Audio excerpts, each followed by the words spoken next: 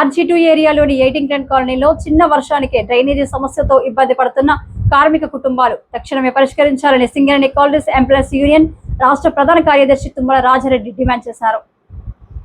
మంగళవారం ఎయిటింగ్టన్ కాలనీలోని T2 quarters లో నివసిస్తున్న కార్మికులు తమ సమస్యను CITU రాష్ట్ర ప్రధాన కార్యదర్శి తుమ్మల రాజారెడ్డికి విన్నవించుకోగా ఆయన సంఘటన స్థలానికి చేరుకొని పరిశీలించి మాట్లాడారు. సింగరేణి సంస్థను లాభాల బాటలు నడిపిస్తున్నప్పటికీ సింగరేణి కార్మికులు నివసిస్తున్న ఇళ్లలో మంచినీటి సమస్యను, డ్రైనేజీ దుస్థితిని చూసి అధికారులపై మండిపడ్డారు. గడిచిన 2 సంవత్సరాలుగా తమ సమస్యలు GM కార్యాలయంలో తమ సంతకాలతో లేఖ ద్వారా కార్మికులు విన్నవించుకుంటున్నప్పటికీ అధికారులు స్పందించకపోవడం సరికాదని సోమవారం రాత్రి కురిసిన చిన్నపాటి వర్షానికే డ్రైనేజీలు నిండి వంటగదిలో చేరి నిత్యావసర సరుకులతో పాటు బియ్యం బస్తాలు నానిపోయాయని, మామిడి చెట్టు కూలి 2 గృహాలపై పడి ప్రాణాపాయం తప్పిందన్నారు. సివిల్ డిపార్ట్మెంట్ వారు వెంటనే స్పందించి సమస్యను పరిష్కరించాలని డిమాండ్ చేశారు. గోదావరికని RG2 ఎయిటింగ్టన్ కాలనీ 16వ డివిజన్లో T2 క్వార్టర్స్ 277 నుంచి 294 క్వార్టర్ల వరకు దాదాపు 2 లైన్లు మొత్తం డ్రైనేజ్ వ్యవస్థ అంతా కొలాప్స్ అయిపోయింది. 2 సంవత్సరాల కాంచి కుటుంబ సభ్యులు, కార్మికులు BGM సివిల్ చుట్టూ, జనరల్ ఆఫీస్ చుట్టూ తిరిగి కార్మిక సంఘాలకు చెప్పుకున్నారు.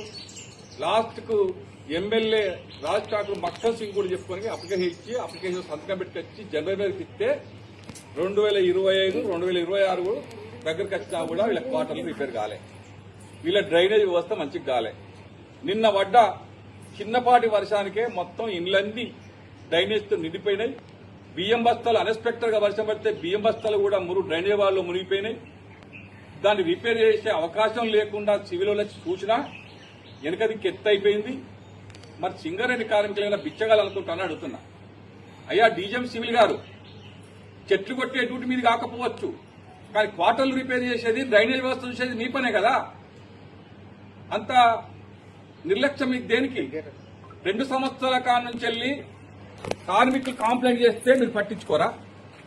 ఎన్నిసార్లు కంప్లైంట్ చేయాలి? అంటే ఈ కార్మిక సంఘాలు చెప్తే వినరు, పొలిటికల్ ఎమ్మెల్యేలు చెప్తే వినరు, జనరల్ మీద కూడా ఫార్వర్డ్ చేస్తే కూడా వినరు, కార్మికులు వచ్చి మీ ముందు ధర్నాలాగా చేసినా మీరు వినరు.